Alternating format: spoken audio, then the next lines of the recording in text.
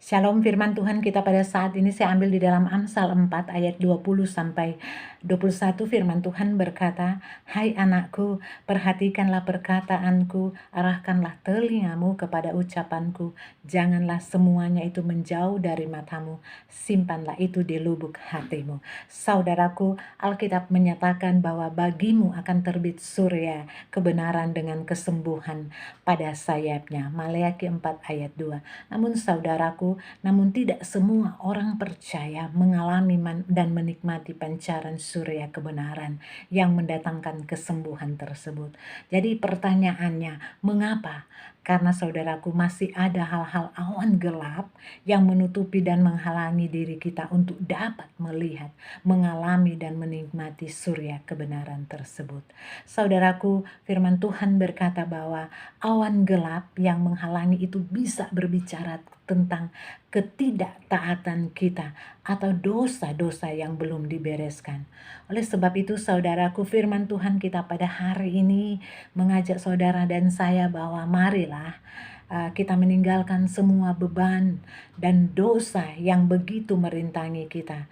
Di dalam Ibrani 12 ayat 1, jangan biarkan awan gelap menghalangi surya kebenaran, atau bicara tentang surya kebenaran itu Kristus, untuk menyinari kehidupan kita. Sehingga saudaraku, sehingga kita tak dapat berjalan dengan terangnya dan tak dapat mengalami kuasanya, tak dapat menikmati janji-janji Tuhan. Oleh sebab itu saudaraku, di sini dengan jelas berkata bahwa penghalang-penghalang itu harus disingkirkan. Jika perkataan Tuhan menjauh dari mata kita, sudah pasti tidak dapat melihat surya kebenaran. Dan kita tak dapat menikmati berkat-berkat surya kebenaran tersebut. Saudaraku, dalam kehidupan kita sehari-hari, bila kita tidak dapat menerima sinar surya, karena adanya suatu benda yang merintangi cahaya menyinari kita, matahari tak akan melakukan sesuatu bagi kita. Jadi saudaraku,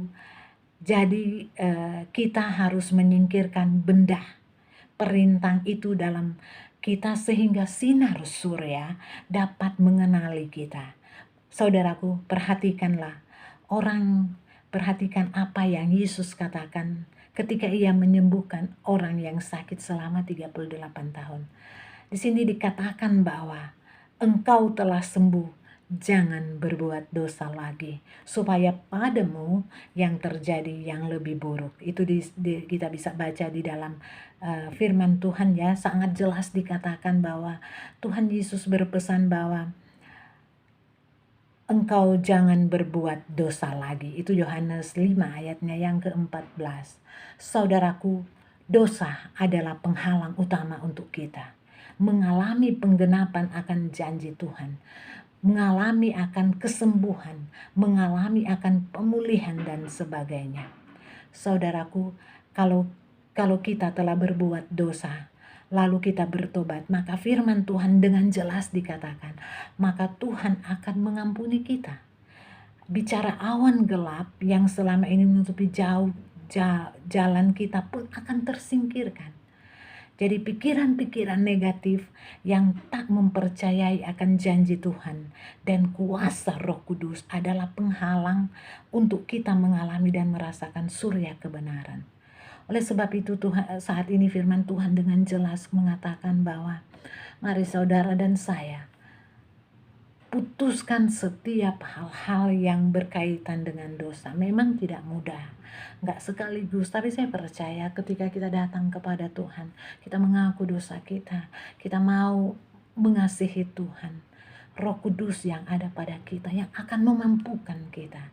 Kita pelan-pelan, kita perkatakan secara dalam hati yang paling dalam untuk datang kepada Tuhan. Kita masuk hadirat Tuhan, mengaku setiap dosa yang telah kita perbuat. Saya percaya ketika kita datang dengan kerendahan hati kepada Tuhan, maka Tuhan akan mengampuni dosa-dosa yang selama ini kita perbuat. Jadi saudara-saudara, di sini dikatakan dengan jelas bahwa saat kita tidak lagi melakukan dosa, dan saat kita melakukan menjauhi kejahatan, maka Tuhan akan berkaya.